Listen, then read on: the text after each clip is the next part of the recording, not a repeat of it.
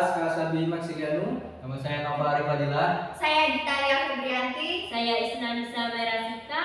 Saya Rizky Junita Sari. Saya Vera Dayanti. Kami akan menganalisis sebuah novel karya Ahmad Tohari dengan judul Lingkar Tanah, Lingkar Air.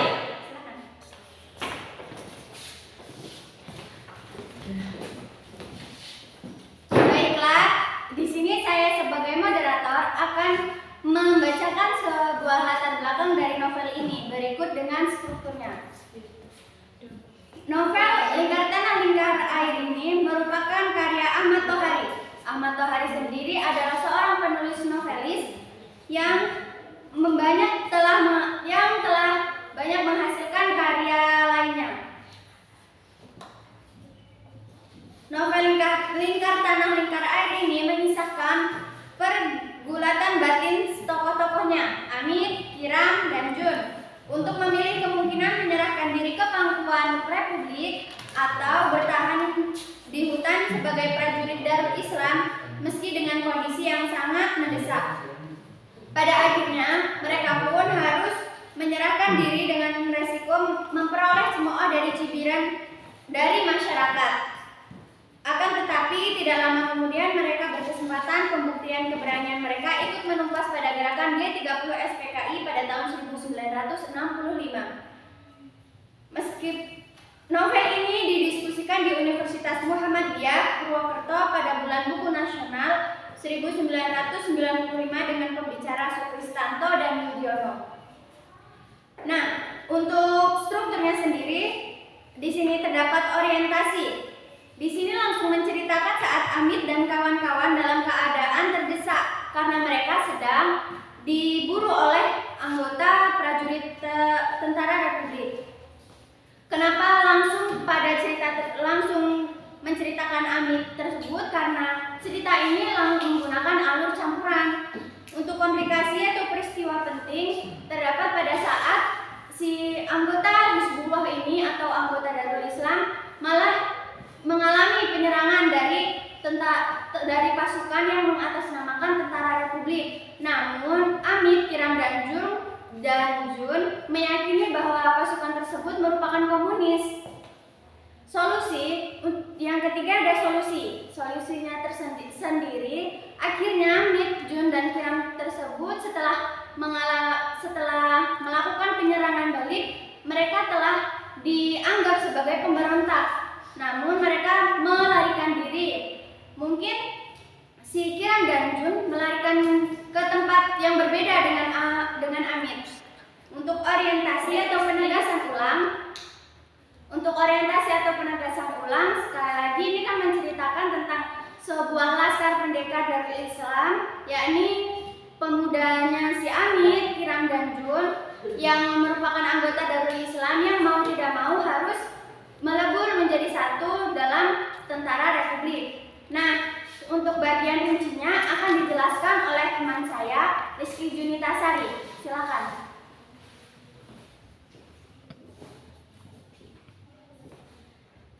Saya akan menjelaskan bagian pertama dimulai dari halaman 7 sampai 31. Untuk penokohan di sini terdapat tokoh Amit, Kiram, Kang Jun, Kang Suyut, dan kelima keluarga pembuat balok jati yang tidak disebutkan namanya. Aku dalam cerita berperan sebagai Amit karena dalam bagian ini menggunakan sudut pandang orang pertama. Si Amit ini memiliki sifat yang pelin-pelan karena ia ragu ingin mundur atau maju untuk menyelesaikan pertempuran ini. Ditunjukkan pada halaman 9. Di sini diceritakan latar tempat di hutan jati yang dijelaskan di halaman 7. Latar suasananya adalah menegangkan karena mulai dari awal cerita mereka sudah menjadi buronan. Untuk latar waktu mereka pada Maret pada tahun 1946, setahun setelah Indonesia merdeka, yang dijelaskan pada halaman 23. Untuk alur dari halaman 7 sampai 31 menggunakan alur mundur karena menceritakan penyebab terjadinya yang ada di bab selanjutnya. Selama di hutan, mereka tinggal bersama kelima pembuat balok jati, tetapi jati tersebut diperoleh dari hasil curian, terdapat pada halaman 10. Di dalam cerita ini, mereka sedang menjenguk Kang Suyut yang sedang sakit di salah satu rumah pembuat balok jati. Tetapi tiba-tiba datang rombongan tentara yang menyergap mereka. Kang Suyut yang sedang sakit segera disembunyikan di balik batu besar. Keesokan harinya setelah kejadian semalam, Kang Suyut meninggal. Tetapi Kang Suyut meninggal karena sakitnya, bukan karena ikut pertempuran semalam. Di tempat Kang Suyut meninggal ada juga 5 keluarga pembuat balok jati yang sudah meninggal tertembak karena pertempuran yang terjadi semalam, yang tertera pada halaman 11-12. Dalam pertempuran semalam ada 3 orang yang selamat, yaitu Amit, Kiram, dan Jun. Setelah itu mereka pergi ke Gua Kapur, markas mereka, yang tertera pada halaman 23. Di mana awal mula mereka mengikuti pertempuran ini, Amit dan kawan-kawan hanya memiliki 2 pilihan, bertarung sampai menang atau mati. Berjuang membela kemerdekaan RI memang bukanlah hal yang mudah, namun Amit melakukannya karena kewajiban iman dan cintanya kepada Indonesia.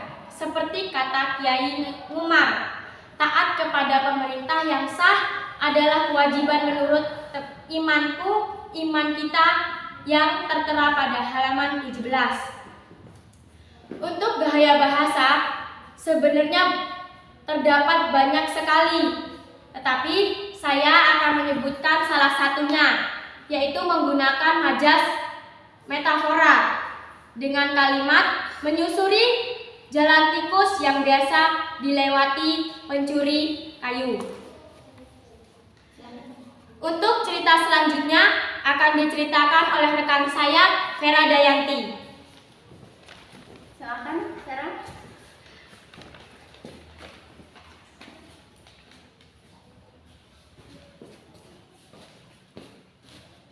Di sini saya akan melanjutkan cerita dari Riris Junitasari.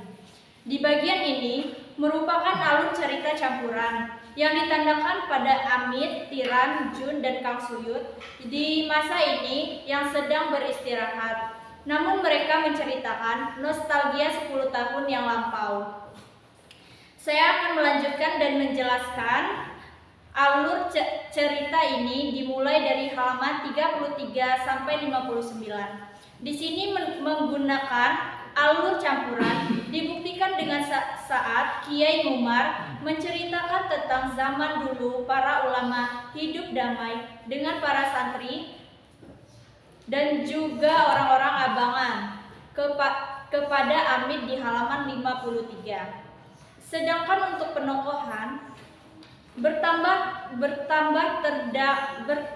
terdapat Mantri Karsun, Hianli, dan Aswi, keponakan Hianli, sedangkan Hanli merupakan mata-mata Belanda.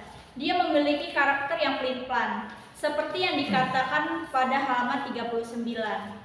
Dia merupakan orang Indonesia, namun bergabung dengan kelompok mata-mata Belanda. Sedangkan Mantri Karsun memiliki watak yang jahat, seperti yang dikatakan pada halaman 58.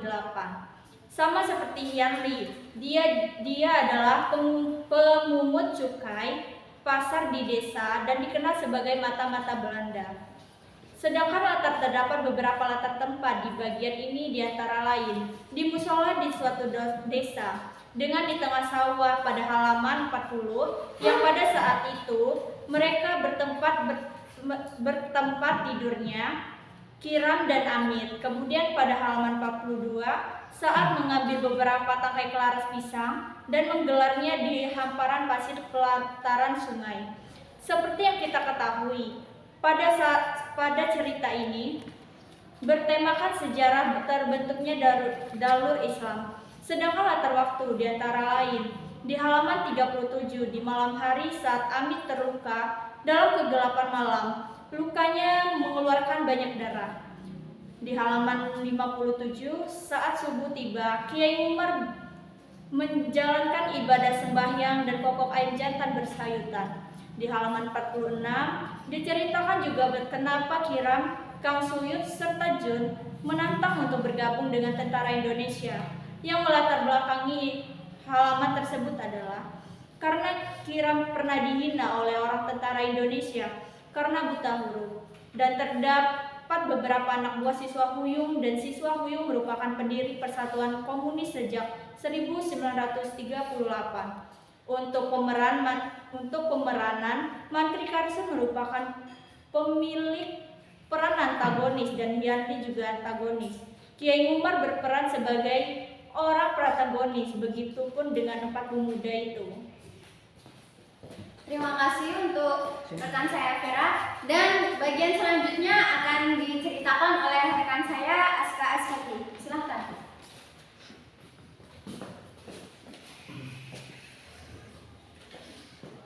Baiklah, di sini saya akan melanjutkan cerita dari kawan saya yang sebelumnya. Di sini untuk watak atau penokohannya itu masih sama. Sebelumnya hanya saja di sini terdapat tokoh tambahan, yaitu Kang Suyut yang memiliki sifat keras kepala, di mana ditunjukkan pada halaman 76 yang menceritakan perdebatan antara Kang Suyut dan Kiai Umar. Masalahnya di sini yaitu Kiai Umar berbeda pendapat dengan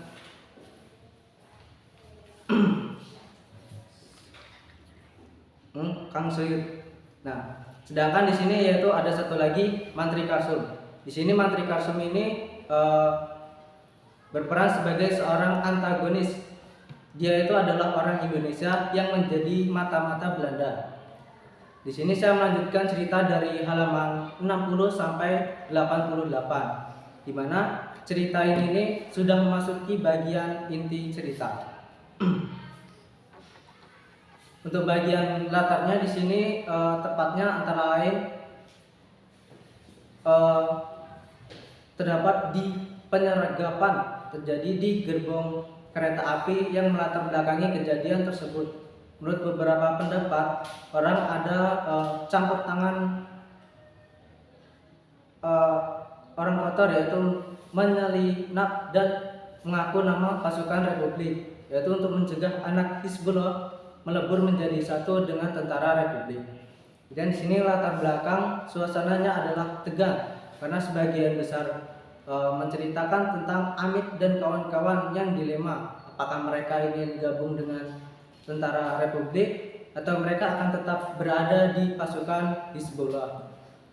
Di sini latar waktu yaitu pada bulan Desember 1949 yang menceritakan Belanda yang mengakui kedaulatan Republik Indonesia. Jadi saat ini negara Indonesia itu sudah tidak memiliki musuh, dibuktikan pada halaman 70.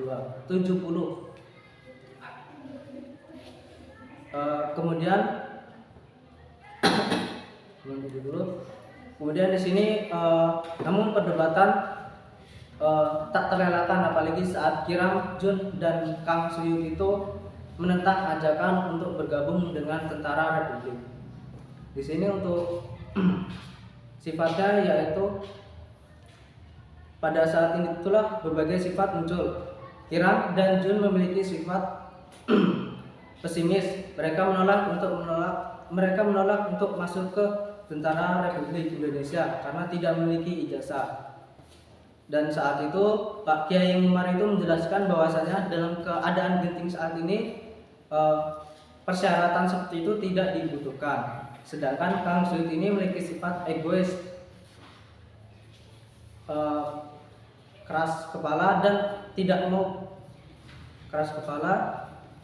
mau bergabung dengan tentara Republik. Hanya dengan beralasankan Bung Karno dan Bung Hatta yang menyusun pemerintahan bersama segala macam orang. Sedangkan di sini Kang Siwit itu hanya mau negara Indonesia itu menjadi negara Islam, tidak ada campur, tidak ada pokoknya hanya ada Islam saja di dalamnya. Kemudian pada halaman 82 dibentuknya kekuatan yang bernama Angkatan Umayyad Islam. Yang hampir semua anggotanya adalah bekas tentara Hizbullah. Dibentuknya tentara Angkatan Umayyad Islam ini didasarkan pada kejadian penembakan calon tentara yang akan masuk ke Republik Indonesia, tentara Republik Indonesia yang saat itu ditembaki oleh pihak ketiga yang mengaku sebagai tentara Republik Indonesia. Dan di halaman 88 ini Kiai Umar itu menyambut kedatangan 4 tentara Republik untuk menangkap Kiram, Amit, dan Jun yang dituduh sebagai pemberontak karena menyerang tentara Republik Indonesia. Namun di sini Pak Kiai Umar itu menyembunyikan Kiram, Mit, dan Jun, dan Pak Kiai Umar ini menerima kedatangan dari 4 tentara tersebut. Mungkin itu saja yang bisa saya terangkan. Untuk lanjutnya ceritanya akan dilanjutkan oleh teman saya. Baiklah, terima kasih untuk rekan Aska Sabit. Saya sendiri akan melanjutkan ceritanya dimulai dari halaman 88 sampai halaman 114. Tadi kan sudah diceritakan bahwasannya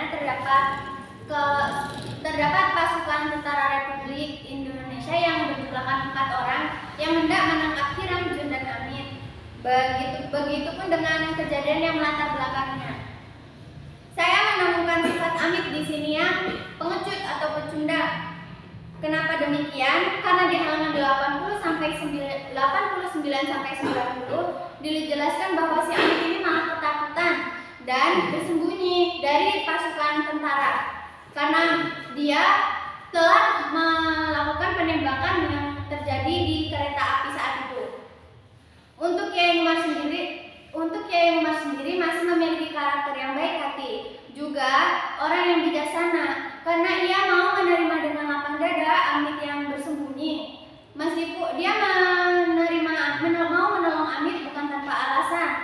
Dia tahu bahwasannya anggota Hizbullah saat itu mengalami diserang oleh sebuah pasukan yang dipercaya bahwa pasukan tersebut adalah seorang komunis yang mengatasnamakan pasukan Republik. Nah, untuk penokohan selain tokoh Amit, Kiram, Jun, dan juga Kiai Umar, terdapat tokoh tambahan yang saya temukan di halaman 88 sampai 114 ini, yakni orang tua Amit, ayah dan ibunya yang memiliki sifat sangat penyayang, terutama pada Amit sendiri karena Amit merupakan anaknya. Dibuktikan pada halaman 101 bahwasanya saat Amit pulang kampung, orang tuanya menangis terharu, senang karena anaknya akhirnya pulang setelah 10 tahun. Nah, di bagian alur masih tetap menggunakan alur campuran karena cerita ini dibuktikan pada halaman 96 bahwasanya saat itu Amit yang sedang duduk di dalam sebuah tempat persembunyian bersama Kiram dan Jun. Ia duduk namun dia memikirkan lamunannya yang berada di masa lalu atau masa lampau. Namun kemudian dia menceritakan kembali saat kejadian yang sekarang, yakni saat dia makan bersama Kiram dan Jun. Nah, untuk bagian latar waktunya saya menemukan beberapa di antaranya di surau tempat Amit bersembunyi pada halaman 90. Yang kedua di sebuah gunung tempat persembunyian Amit, Kiram, dan Jun pada halaman 96, dan yang ketiga di sebuah gua di dalam hutan pohon jati di halaman 112. Sedangkan untuk latar waktu di antaranya saya menemukan pada waktu subuh pada halaman 92 saat Amit akan menemui Kiai Umar, dan yang kedua saat malam hari. Pada saat malam hari, lebih tepatnya pada selepas Isya, karena saat itu si Amit akan melakukan perjalanannya menuju kampung halaman. Gaya bahasa sendiri amat terdapat banyak sekali Nah, yakni menggunakan majas metafora, majas hiperbola pada kalimat mengetuk hati nurani seorang emak. Nah, itu berada di halaman 100. Dan yang kedua, pada kalimat langit timur mulai merona menggunakan majas personifikasi. Latar suasananya di sini selalu menggunakan latar suasananya meliputi adalah menegangkan dan haru. Kenapa demikian? Karena menegangkan sejak dari awalnya dimulai cerita ini, mereka selalu cerita ini mengisahkan tentang pemberontakan, penembakan maupun penyerangan. Kenapa haru? Saya menemukan di halaman 93 saat Amit harus harus terjun dari sebuah bukit dan menyeberangi sungai yang saat itu sedang dingin-dinginnya karena saat itu sedang fajar. Namun dia harus menyeberangi sungai tersebut agar dia lolos dari kejaran para pasukan tentara. Nah, untuk sudut pandang tetap menggunakan sudut pandang orang pertama, yakni aku yang sebagai Nit. Alurnya masih tetap menggunakan alur campuran. Untuk lanjutan ceritanya bisa dijelaskan oleh rekan saya selanjutnya. Silakan, Isna. Oke, di sini saya akan menjelaskan. Yang pertama terdapat 2 tokoh tambahan. Yang pertama, Umi. Umi itu merupakan anak dari salah satu kiai yang bernama Kiai Hat yang tewas tertembak oleh tentara Republik. Yang kedua, ada Boniken. Beliau merupakan seorang paraji atau dukun beranak. Diceritakan, Amit menikahi Umi karena Umi sudah yatim piatu karena ditinggal oleh orang tuanya. Maka Amitlah yang bertugas bertanggung jawab untuk menikahi Umi. Selanjutnya, saat Umi hamil, dia dititipkan di daerah Dayaluhur, tepatnya di salah satu belakang rumah kerabat jauhnya. Nah, saat kandungan Umi memasuki usia 8 bulan, Amit mengunjungi Umi. Saat ingin pulang ke tempat persembunyian dalam hutan, Umi nekat ingin meminta Amit mengajaknya karena dia tidak ingin melahirkan sendirian tanpa ditemani Amit. Sebulan setelah Umi bergabung dengan Amit, terjadi operasi massal. Aparat keamanan dan warga sekitar mengepungi bukit tempat Amit dan Umi bersembunyi. Tapi untungnya mereka selamat karena saat terjadi operasi massal tersebut, di dekat tempat persembunyian Umi ada seekor macan yang sedang beristirahat. Seminggu setelah itu, saat Umi ingin melahirkan, Kiram dan Jun segera mencari paraji atau dukun beranak di dekat hutan tersebut. Mereka membawa paraji tersebut ke dalam karung, lalu didudukannya, diangkatnya melewati hutan semalaman. Tujuannya adalah supaya paraji atau dukun tersebut tidak mengetahui tempat persembunyiannya, sehingga dia tidak melapor ke warga dan aparat. Ini dijelaskan pada halaman 138 dan 139. Setelah membantu persalinan, Boniken mengajak Umi dan anaknya untuk tinggal bersamanya. Dia meyakini bahwa akan aman tinggal bersamanya daripada di dalam hutan. Alurnya masih alur campuran karena di sini ada masa di mana si Amit ini mengingat kembali sebelum dia bertemu dengan Umi atau menikahi Umi, yaitu dijelaskan pada halaman 117. Sudut pandangnya masih menggunakan sudut pandang orang pertama, yaitu Amit menggunakan kata aku. Latar tempatnya terjadi di hutan dan di daerah Dayaluhur.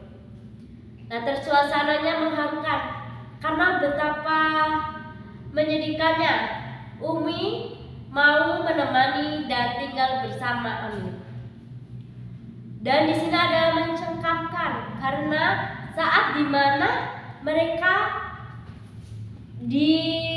mereka di dalam hutan padahal itu ada operasi massal. Nah, latar waktunya yaitu 3 tahun setelah ayah Umi atau Kiai Had gabung bersama mereka.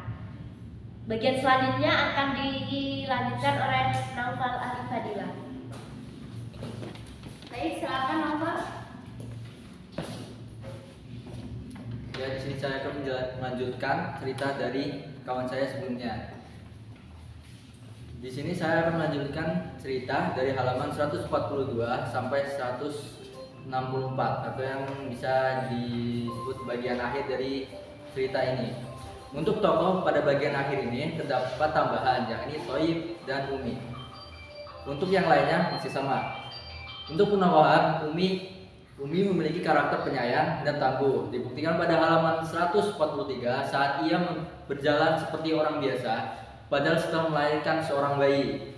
Kemudian, sedangkan Thoib memiliki sifat yang baik, dibuktikan pada halaman 148 saat Kiram terpicu amarah dengan Mit dan merontokkan sebuah senjata ke arah Mit. Thoib inilah yang menilai.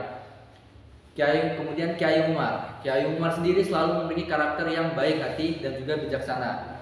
Dia menolong Amit, Jun, dan Kiram dengan sukarela untuk menjaga dari para komunis saat berada di kampung. Untuk alur yang digunakan adalah alur campuran. Dibuktikan pada halaman 141 sampai 142 tentang lahirnya anak Mit pada tahun 1962. Kemudian kembali menceritakan di masa sekarang. Pada halaman 156 diceritakan Amit yang mendengar berita heboh tentang makar yang berada di Jakarta. Beberapa jenderal angkatan darat terbunuh oleh para orang-orang komunis. Yang melatar belakangi hal tersebut adalah kebencian masyarakat kepada anggota Darul Islam, terutama orang-orang komunis. Bagian ini memiliki latar tempat, yakni di gunung, tepatnya di kaki Gunung Slamet dan kampung wilayah sebelah utara Kota Purwokerto dan daerah Cilacap. Sedangkan latar waktu terdapat beberapa, di antaranya di halaman 143 ada pada kalimat, pada suatu pagi buta, aku dan Umi keluar dari sarang kami, yang menunjukkan waktu sebelum subuh. Yang kedua, pada halaman 147, pada kalimat aku sampai di tempat menjelang dini hari, yang menunjukkan waktu tengah malam.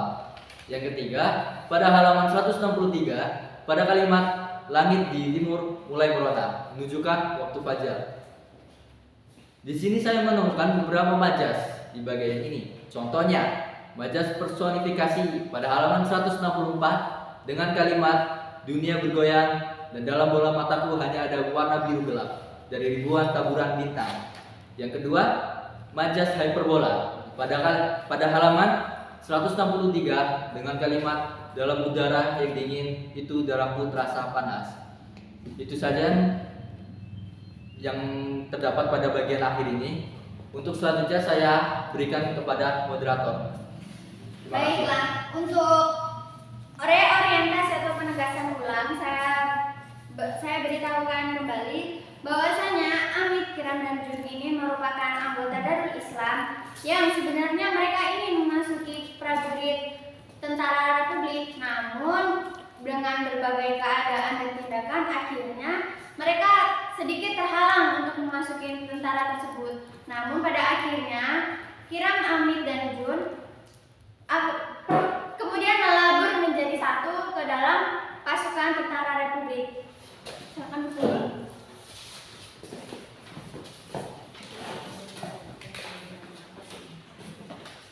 Untuk amanat yang bisa kita ambil dari novel Lingkar Tanah Lingkar Air adalah kita harus belajar bijak dalam keadaan apapun. Dalam keadaan terdesak sekalipun kita tidak boleh membenarkan suatu perbuatan yang salah, apalagi mengatasnamakan sebuah agama. Jangan egois dan biasakan mengutamakan kepentingan orang banyak maupun atau kepentingan bersama. Sekian analisis novel Lingkar Tanah Lingkar Air karya Ahmad Tohari dari kelompok kami. Kami ucapkan wassalamualaikum